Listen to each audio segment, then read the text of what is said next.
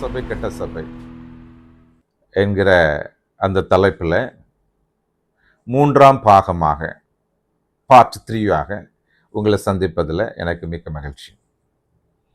முதல் பார்ட்டில் ரட்சிக்கப்பட்ட கூட்டம் தான் சபை அப்படின்னு பார்த்தோம். பில்டிங்கல்ல சபை, எக்லேசியாங்கிற வார்த்தையினோட அர்த்தம் கேதரிங் அப்படின்னு அர்த்தம்.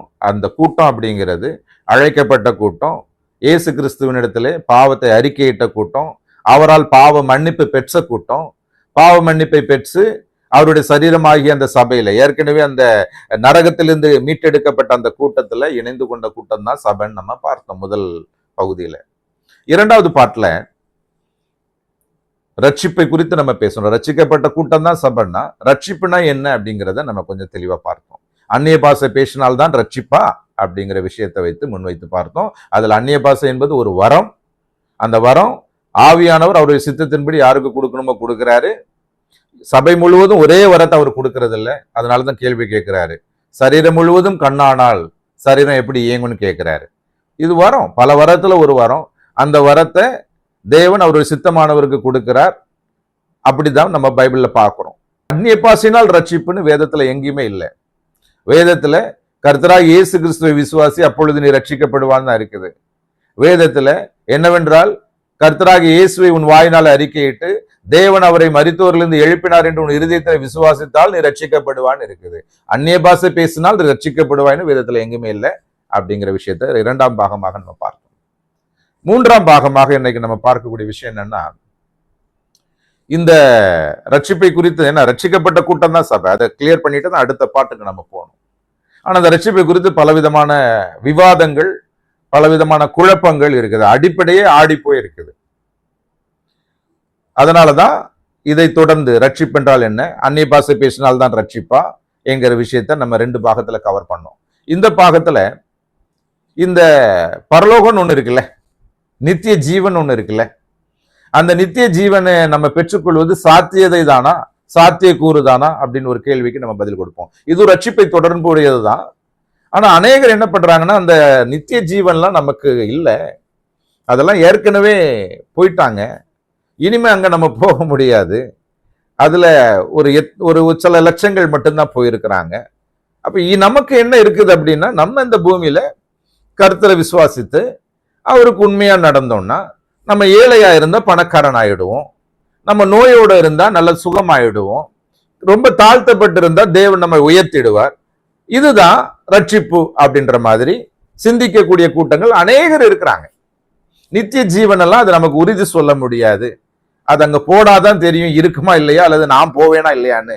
ஆனா இந்த பூமியில நான் கர்த்தரை பின்பற்றினா தேவன் என்ன பண்ணுவார், என்னை உயர்த்துவார், என்னை எல்லாருக்கும் மேலாக உயர்த்துவார். வேத வசனங்கள் பல வசனங்கள் அப்படி இருக்கிறத ஒப்பிட்டு பார்த்து, அதுதான் தவிர பரலோகம் நான் போவேனா இல்லையான்னு எனக்கு தெரியாது அப்படின்னு சொல்லக்கூடிய சில கூட்டங்கள் இருக்கிறது. அது நிச்சயமாக சபையாகாது. சபை எப்படி இருந்துச்சுன்னு சொல்லிட்டு வேதத்திலிருந்து சில வசனங்களை நான் எடுத்து காமிக்கிறேன். உதாரணமாக 1 தெசலோனிக்கேயர்ல 1வது அதிகாரம் அந்த முழு சபையும் எப்படி இருந்துச்சுன்னு பாருங்க. 1 தெசலோனிக்கேயர் 1வது அதிகாரம் 10வது வசனம் நான் வாசிக்கிறேன். அவர் மரித்தோரிலிருந்து எழுப்பினவரும் இனிவரும் கோபாக்கினை நின்று நம்மை நீங்களாக்கி ரட்சிக்கிறவருமா இருக்கிற அவருடைய குமாரனாகிய இயேசு, நல்லா பாருங்க, அவருடைய குமாரனாகிய இயேசு பரலோகத்திலிருந்து வருவதை நீங்கள் எதிர்பார்த்து கொண்டிருக்கிறதையும் அறிவிக்கிறார்களே. இயேசு கிறிஸ்து பரலோகத்திலிருந்து வருவார், அவரோட கூட நம்ம இணைத்துக் கொள்ளப்படுவோம், அதற்காக நம்ம காத்து கொண்டுட்டு இருக்கிறோம் அப்படின்னு சொல்லிட்டு அதற்காக காத்து கொண்ட கூட்டமாக, காத்து கொண்டு இருக்கிற கூட்டமாக இந்த தெசலோனிக்க சபை முழுவதும் இருந்துச்சு. தெசலோனிக்க சபை முழுவதும் இருந்துச்சு. அத அவங்க சொல்லல, அவங்களோட லைஃப் ஸ்டைல பார்த்துட்டு மத்தவங்க பேசினாங்க. ஏதோ இவங்க இயேசுன்னு ஒருத்தர் சொல்றாங்க, அவங்க இந்த கர்த்தராகிய இயேசு கிறிஸ்து வருவதற்கு அவங்க அவளோட எதிர்பார்த்து கொண்டு இருக்கிறாங்க. அவங்களுடைய குடியிருப்பு இங்க இல்லையா, அங்கதான் இருக்குது. அதனால அங்க போய் சேர்ந்து அங்க நிரந்தரமா ஜீவிப்பதற்காக எதிர்பார்த்து கொண்டிருக்கக்கூடிய ஒரு கூட்டம் இந்த கூட்டம் அப்படின்னு சொல்லிட்டு மற்ற மக்கள் சபையை குறித்து சொன்னாங்க. இதுதான் சபை. அவருடைய குமாரனாகிய இயேசு பரலோகத்திலிருந்து வருவதை எதிர்பார்த்து கொண்டிருக்கக்கூடிய அந்த கூட்டம் தான் சபை. பாருங்க, அதே 1 தெசலோனிக்கேயர்ல 4வது அதிகாரம் 14 நான் வாசிக்கிறேன். இயேசுவானவர் மரித்து பின்பு எழுந்திருந்தார் என்று விசுவாசிக்கிறோமே. அப்படியே இயேசுவுக்குள் நித்திரை அடைந்தவர்களையும் தேவன் அவரோடு கூட கொண்டு வருவார். கர்த்தருடைய வார்த்தையை முன்னிட்டு நாங்கள் உங்களுக்கு சொல்லுகிறதாவது, கர்த்தருடைய வருகை மட்டும் உயிரோடு இருக்கும் நாம் நித்திரை அடைந்தவர்களுக்கு முந்திக் கொள்வதில்லை. ஏனெனில் கர்த்தர் தாமே ஆரவாரத்தோடும் பிரதான தூதனுடைய சத்தத்தோடும் தேவ எக்காலத்தோடும் வானத்திலிருந்து இறங்கி வருவார். அப்பொழுது கிறிஸ்துவுக்குள் மரித்தவர்கள் முதலாவது எழுந்திருப்பார்கள். பின்பு உயிரோடு இருக்கும் நாமும் கர்த்தருக்கு எதிர்கொண்டு போக மேகங்கள் மேல் அவரோடு கூட ஆகாயத்தில் எடுத்துக் கொள்ளப்பட்டு இவ்விதமாய் எப்பொழுதும் கர்த்தருடனே கூட இருப்போம்.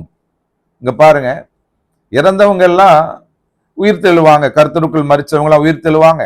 அவங்கதான் இயேசு கிறிஸ்து இரண்டாவது வருகையில அவரோட கூட வருவாங்க அப்படின்னு சொல்லிட்டு அவர் சொல்றாரு 17வது வசனத்துல, 4வது அதிகாரம் 1 தெசலோனிக்கர் 4வது அதிகாரம் 17ல, பின்பு உயிரோடு இருக்கும் நாமும் கர்த்தருக்கு எதிர்கொண்டு போகின்றார். பின்பு உயிரோடு இருக்கும் நாம், அப்ப இயேசு கிறிஸ்துனுடைய நாமும் சொல்லும் போது அவரையும் அந்த சபை மக்களையும் இணைத்து பேசுறார். அப்ப அவரு எப்படி ஜீவிச்சிருப்பாருன்னு பாருங்க. செத்தவங்களை குறிச்சு கவலைப்படாதவங்க அவங்க தான் முந்திக்கிட்டாங்க. அவங்க என்ன பண்ணுவாங்க, இயேசு கிறிஸ்துனுடைய வருகையில அவங்க தான் கூட சேர்ந்து வரப்போறாங்க. முதலாவது அவங்க தான் எழுந்திருந்து அவங்களோட கூட வருவாங்க. உயிரோடு இருக்கக்கூடிய நம்ம என்ன பண்ணுவோம், அப்படியே மறுரூபமாகும் அப்படிங்கிற மாதிரி பேசுறாரு.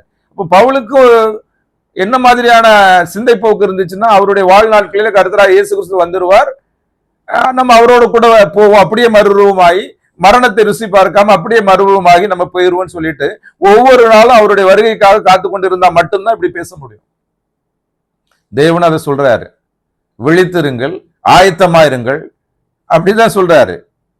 ஈவன் அப்போஸ்தலர் அதிகாரத்துல கேட்பாங்க, எப்பொழுது இந்த நீர் இஸ்ரவேலுக்கு ராஜ்யத்தை திரும்பி கொடுப்பேன்னு சொல்லிட்டு அந்த காலத்தை கேட்கும் பொழுது, it's none of your business சொல்லிட்டு அவர் சொல்றாரு, நீங்க என்ன பண்ணுங்க, உங்களுக்கு ஒரு பிசினஸ் கொடுத்திருக்கிறேன், அது என்னன்னா என்னை குறித்து நீங்கள் சாட்சியா இருங்க அப்படின்னு சொல்லிட்டு அவங்களை ஒப்படைக்கிறாரு. சொந்த ஊர்ல சாட்சியா இருங்க, பக்கத்து ஊர்ல சாட்சியா இருங்க, அதுக்கப்புறமா உலகத்தின் முடிவு பரியந்தம் போய் இந்த உயிர்த்தெழுதலுக்கு நீங்க சாட்சியா இருங்கன்னு அனுப்புறாரு. அவங்க எல்லாருமே என்ன பண்றாங்க, இயேசு கிறிஸ்துவினுடைய வருகை தன்னுடைய வாழ்நாட்களே வந்துவிடும் என்கிற அந்த ஆவலோட கூட காத்து கொண்டிருந்த ஒரு கூட்டமா இருக்குது. அப்போ பரலோகம் எனக்கு கிடைக்குமா கிடைக்காதா அப்படின்லாம் இல்லை, அவர் வருவார், அப்போ அவரோடு கூட நம்ம இணைந்து கொள்வோம். அந்த நாள் எப்பொழுது வரும் அப்படின்னு சொல்லிட்டு அதற்காக காத்து கொண்டிருந்த ஒரு கூட்டமாக தான் இந்த கூட்டத்தை நம்ம பார்க்கிறோம். சபை என்கிற கூட்டத்தை பார்க்கிறோம். பாருங்க, பிலிப்பியர்ல கூட அதை தான் பேசுறார். பிலிப்பியர் 3வது அதிகாரம் 20வது வசனத்துல, நம்முடைய குடியிருப்போ பரலோகத்தில் இருக்கிறது, அங்கிருந்து கர்த்தராகிய இயேசு கிறிஸ்து என்னும் இரட்சகர் வர எதிர்பார்த்து கொண்டிருக்கிறோம். எதிர்பார்த்து கொண்டிருக்கிறேன் அல்ல, பிலிப்பி சபையை பார்த்து சொல்ல, நாம் எதிர்பார்த்து கொண்டிருக்கிறோம். சபைன்னா என்னன்னா, இயேசுவின் பாவத்தை மன்னிச்சிட்டாரு, அவர் என்னுடைய பாவங்கள் எல்லாம் மறைத்து விட்டார், மூடி விட்டார், எண்ணாதிருக்கிறார். அது மட்டும் இல்லை, என்னுடைய பாவத்தை நீக்கி போடுகிறார். அவர் எப்பொழுது வருவார், அவரோடு கூட நான் இணைந்து எப்பொழுது ஜீவிப்பேன் என்று அதற்காக காத்து கொண்டிருக்கக்கூடிய கூட்டம் தான் சபை. பரலோகத்துக்கு நான் போவோமா போக மாட்டோமா அது எனக்கு தெரியல அப்படின்னு சொல்லக்கூடிய கூட்டம் அல்ல சபை. மாறாக அவர் வருவார், அவர் எங்களை அழைத்து செல்வார், நாம் அவரோடு கூட இருப்போம் என்று சொல்லி அதற்காக ஏங்கி கொண்டு அதற்காக காத்து கொண்டு இருக்கக்கூடிய ஒரு கூட்டமாக தான் சபையை நம்ம பார்க்கிறோம். நித்திய ஜீவன் இருக்கா இல்லையா அப்படின்னா, அந்த நித்திய ஜீவனுக்கு எப்போ நுழைவேன் அப்படின்னு சொல்லிட்டு அதற்காக காத்து கொண்டு இருக்கிற கூட்டமாக தான் சபையை பார்க்கிறோம். பவுல் அப்படித்தான் இருந்தார். அவர் என்ன சொல்றாரு, மரித்து கிறிஸ்துவோட கூட இருக்க எனக்கு அதிக ஆசை உண்டு, அது அதிக நன்மையா இருக்கும் அப்படின்றார். அப்போ நல்ல சபை கெட்ட சபை பார்ட் 3ல நான் என்ன சொல்ல விரும்புறேன் அப்படின்னா, சபை என்பது நித்திய ஜீவனுடைய உறுதியை பெற்ற ஜனம். அது எனக்கு இருக்குமா இருக்காதா, அது கிடைக்குமா கிடைக்காதா எனக்கு தெரியாது, அப்படி இல்லை. என் குடியிருப்பு அங்க இருக்குதுப்பா, அங்கதான் என்னுடைய குடியிருப்பு இருக்குது. இந்த பூமியில என்னுடைய குடியிருப்பு இல்லை. It is not my citizen. My citizen ஹெவன்ல இருக்குது. அதற்காக நான் காத்து கொண்டிருக்கிறேன்னு சொல்லிட்டு அந்த ஹெவன்லி சிட்டிசன்ஷிப்புக்காக இயேசு கிறிஸ்து எப்பொழுது வருவார், அவரோட கூட எப்பொழுது இணைவேன், அவரோட கூட என்றென்றைக்கும் நான் இருக்க போகிறேன் என்கிற அந்த நிகழ்வு எப்பொழுது நடக்கும்னு சொல்லிட்டு ஒவ்வொரு நாளும் அதற்காக காத்து கொண்டிருக்கக்கூடிய ஜனக்கூட்டம் தான் சபை.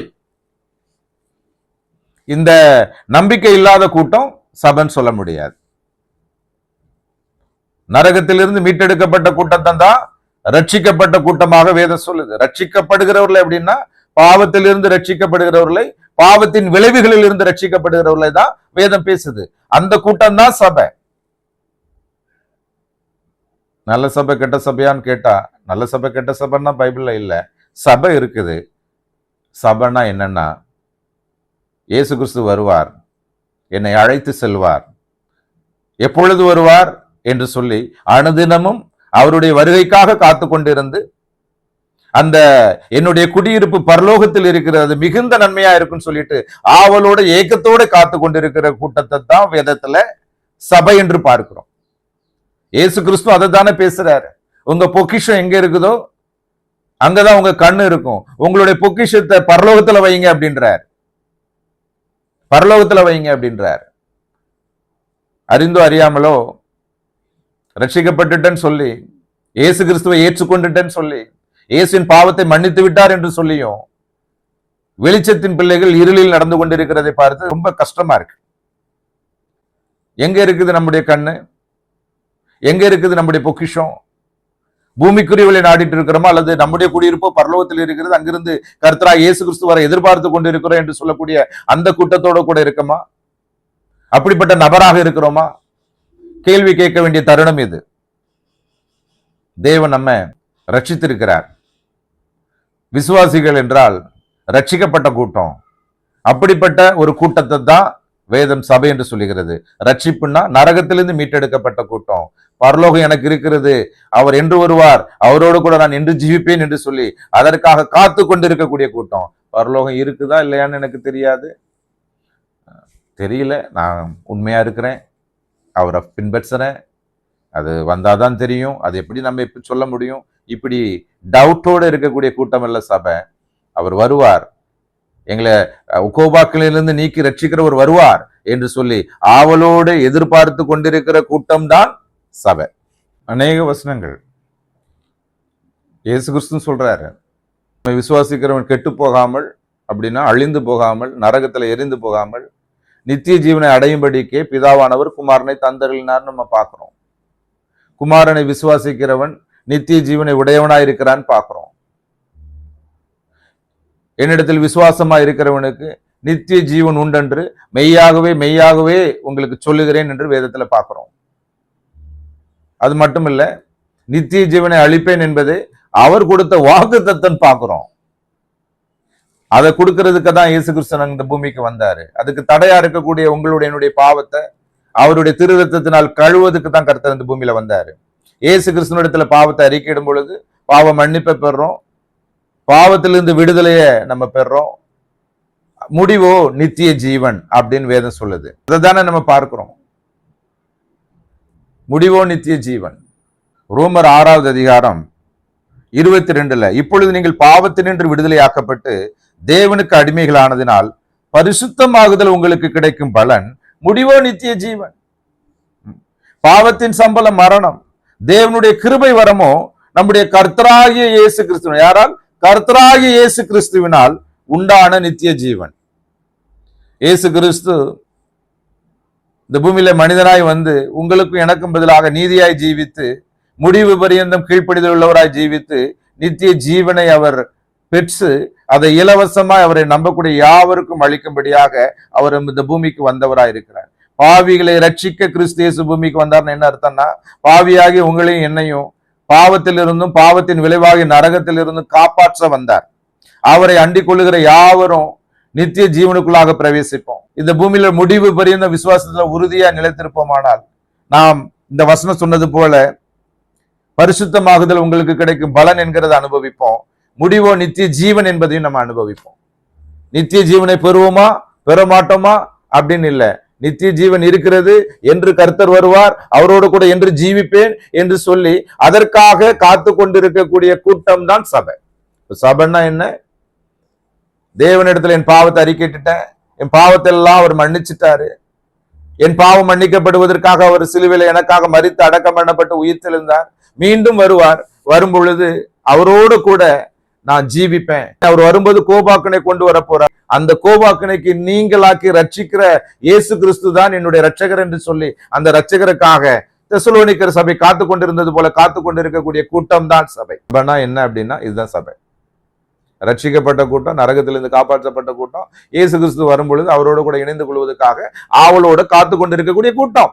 அவ்வளவுதான். இதுதான் சபை. வேதபூர்வமாக இதுதான் சபை. அடுத்த பாட்டுல நல்ல சபை கெட்ட சபையினுடைய 4வது பாட்டுல மற்ற சத்தியங்களை கற்றுக்கொள்வதற்கு நம்ம ஆயத்தமா இருப்போம். அதுக்காக நீங்க ஜெபித்துக் கொள்ளுங்க. தேவன் நாமே உங்களை ஆசீர்வதிப்பாராக. ஆமென்.